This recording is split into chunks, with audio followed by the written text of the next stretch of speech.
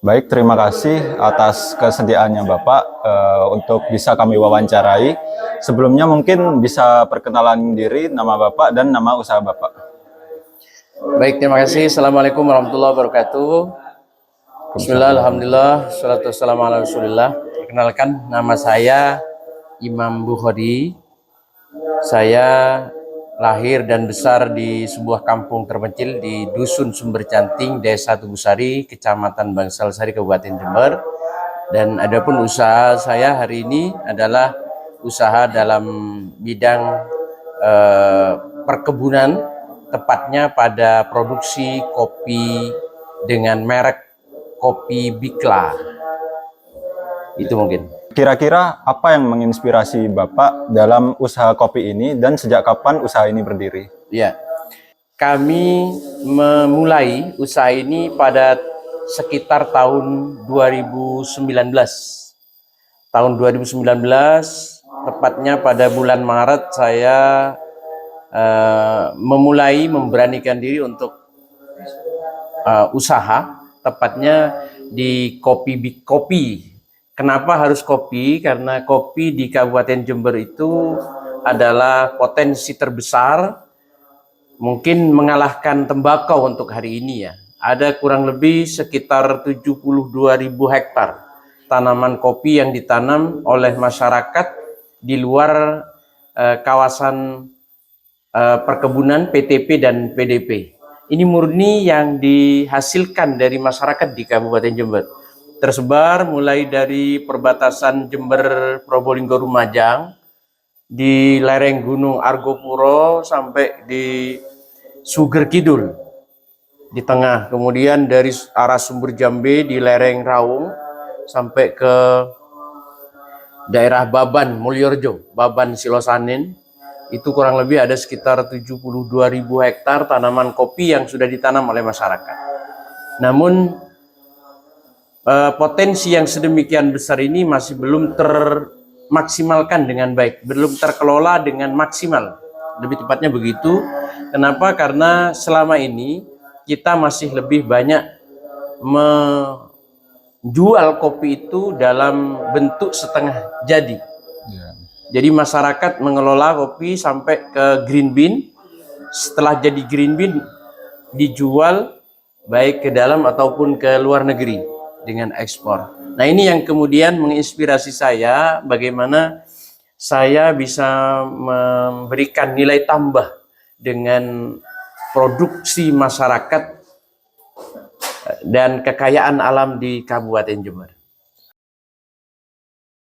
Apa saja produk utama yang Bapak tawarkan? Apakah produk Bapak Imam ini sendiri memiliki ciri khas atau keunikan dibandingkan dengan produk kompetitor kopi lainnya? Ya, jadi sampai dengan hari ini Kopi Bikla Barokah Ibrahimi Kopi Lereng Argopuro ini memiliki dua varian rasa.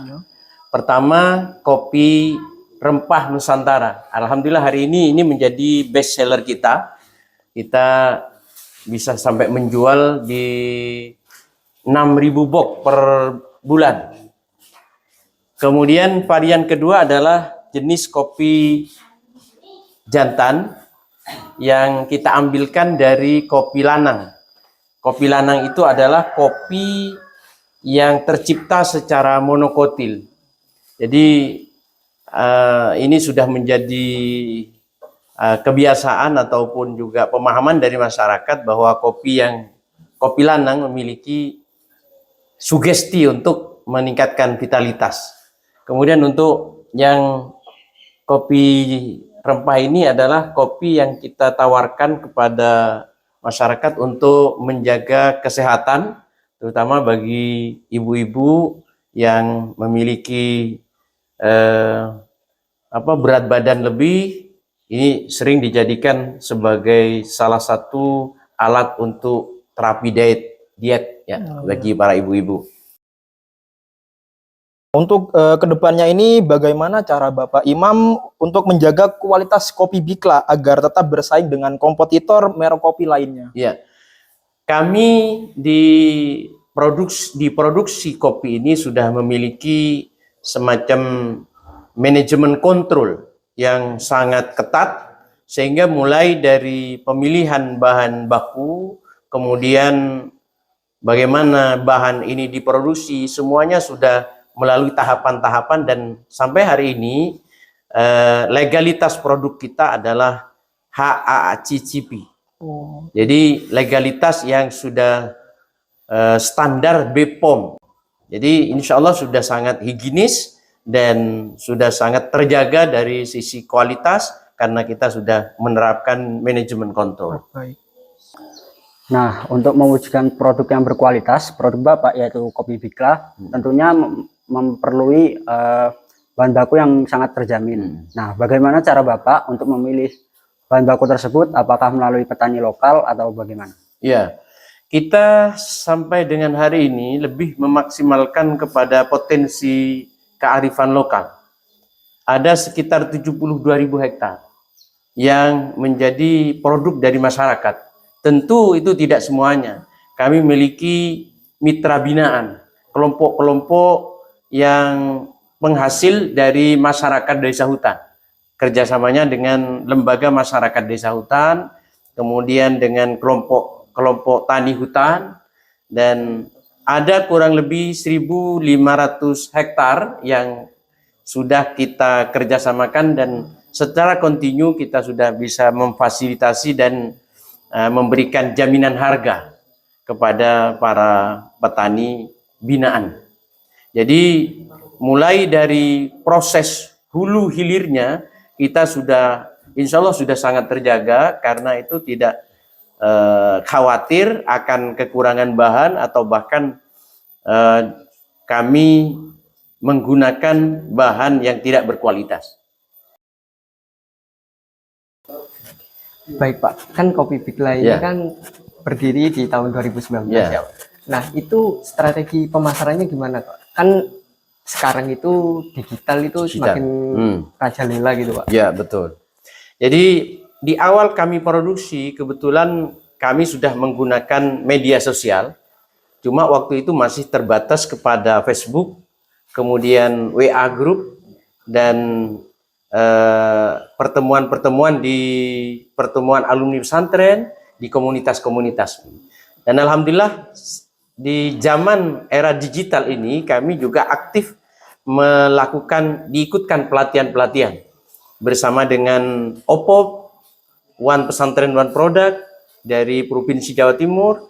Kami juga diikutkan pelatihan bersama Dinas Koperasi, UKM Provinsi, dan Dinas Koperasi UMKM Kabupaten. Kemudian kami juga menjadi binaan dari Bank Indonesia, KPWI Jember yang selalu aktif. Bahkan kemarin kita juga diikutkan dalam hal pemasaran melalui kegiatan FESAR, Festival Ekonomi Syariah, kemudian ISEF, Indonesia Syariah Ekonomi Festival di GCC.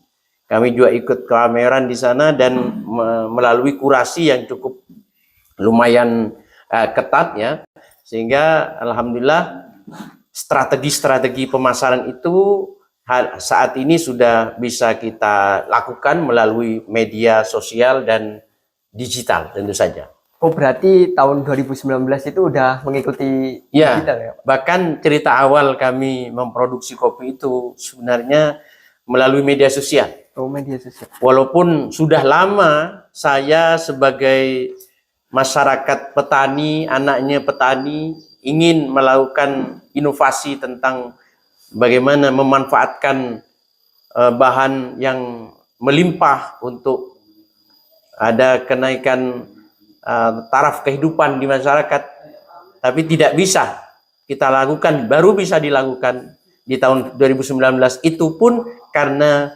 asbab barokah dari Facebook. Jadi Facebook, saya waktu itu memasarkan upload di Facebook ya, waktu itu hanya upload begitu, diupload, kemudian saya ditelepon oleh guru saya, Nyai Haja Isya'iyah, yang akhirnya menjadi inspirasi bagi saya untuk menciptakan sebuah produk di mana produk ini didasarkan kepada sumber daya alam yang melimpah di Kabupaten Jember untuk bisa terus kami tingkatkan. Baik Pak Imam, setelah menjalankan usaha bisnis kopi Bikla ini pasti ada tantangan tersendiri selama tahun 2019 sampai sekarang ini.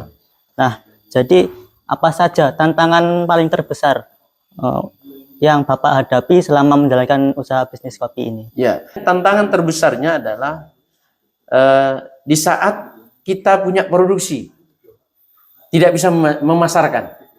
Itu juga terjadi. Bahkan pasar yang sudah besar kemudian tiba-tiba berkurang. Dan saat ini tantangan terbesarnya adalah pembelian bahan yang cukup lumayan besar, mahal. Dari harga yang sebelumnya hanya 24.000 per kilogram kopi, sekarang sudah 71.000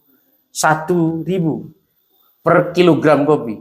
Bisa dibayangkan bagaimana kita harus tetap bertahan dalam kondisi dan situasi seperti itu. Iya, baik Bapak. Mungkin Pak Imam bisa mungkin ada pesan dan saran kepada teman-teman di luar sana yang ingin memulai usaha kopi seperti Bapak ini, Pak. Ya. Jadi saya pesan kepada sahabat-sahabat kaula muda, utamanya para mahasiswa, kalian masih memiliki satu kesempatan, semangat terutama. Modal awal, modal dasar kita tidak ada lagi kecuali semangat. Seperti yang saya lakukan di awal. Saya waktu itu di tengah himpitan ekonomi. Tapi dengan modal semangat dan terus semangat sampai hari ini masih tetap eksis. Itu yang pertama, semangat. Kemudian yang kedua, dari hari ini sudah harus mulai ditanamkan mindset dan mental pengusaha yang masih kurang banyak di negara kita adalah pengusaha. Kalau di negara-negara maju dan di negara-negara besar, pengusahanya sudah bisa mencapai 7-15% dari jumlah penduduk total. Tapi bangsa kita, negara kita baru di angka 3, sekian persen. Jadi masih terbilang cukup luas untuk peluang bagaimana kita menciptakan dan menanamkan mindset pengusaha. Kalau mau sukses, tentu kita harus berani mengambil kesempatan untuk menjadi pengusaha. Bahkan banyak di antara teman-teman yang datang kepada saya untuk minta pendapat dari saya, seperti apa kira-kira gambaran yang bisa dilakukan ke depan. Saya sarankan, tolong kalian semua pulang dari tempat ini sudah harus menanamkan mindset pengusaha. Jangan lagi ingin jadi karyawan ataupun pekerja bagi para bos, tapi jadilah bos untuk menciptakan peluang kerja bagi seluruh masyarakat Indonesia. Baik Bapak, terima kasih atas sharing dan waktunya atas usaha Bapak ini. Dan semoga usaha Bapak ini bisa lebih berkembang di luar sana lagi. Mohon maaf sebelumnya jika kami sangat mengganggu waktu Bapak di siang hari ini, Bapak. Ya, itu sahabat-sahabat semuanya di luaran sana, bincang-bincang kami dari Bikla Coffee, saya Imam Bukhori dan teman-teman dari Fakultas Ilmu Sosial dan Ilmu Politik. Ilmu Sosial dan Ilmu Politik. Mudah-mudahan setelah mereka nanti duduk menjadi penguasa, menciptakan banyak pengusaha handal untuk merubah nasib bangsa dan negara Indonesia. Terima kasih semuanya. Salam sukses. Kopi Bikla, kopi pesantren untuk negeri, dari kampung untuk dunia, pesantren berdaya, masyarakat sejahtera. Assalamualaikum warahmatullahi wabarakatuh.